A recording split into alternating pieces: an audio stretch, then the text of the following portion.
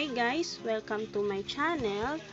For this video, tuturuan ko kayo kung paano i-save lahat ng video from playlist to Watchlater. Okay, let's start!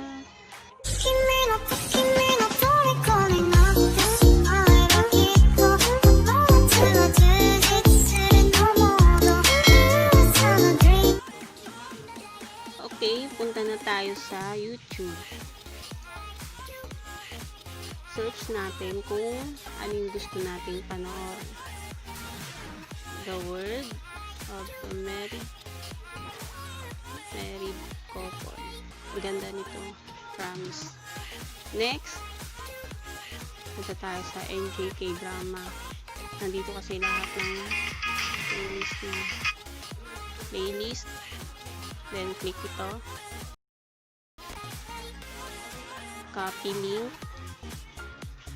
Ayan. Punta tayo. Balik tayo sa Google Chrome. Copy. I-paste dito yung kinapi natin na link. Paste.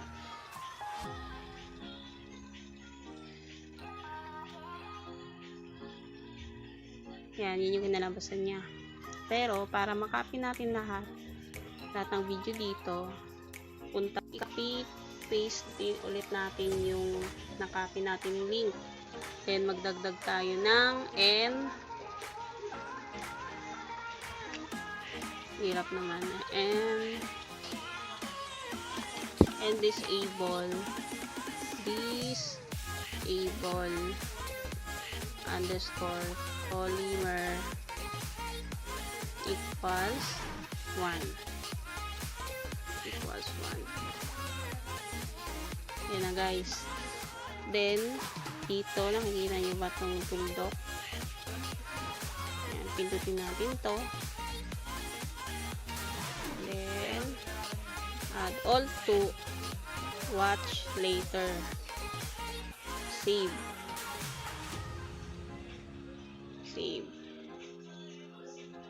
Yan.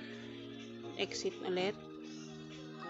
Try na. Tignan natin kung nandun na sa Watchlater yung nakopy nating link galing sa playlist. Ito yung Watchlater. Ayan guys. Na-save na. Diba? Ganyan ang kadali guys. Kung may natutunan pa kayo, thumbs up lang po. Subscribe po kayo guys. Thank you.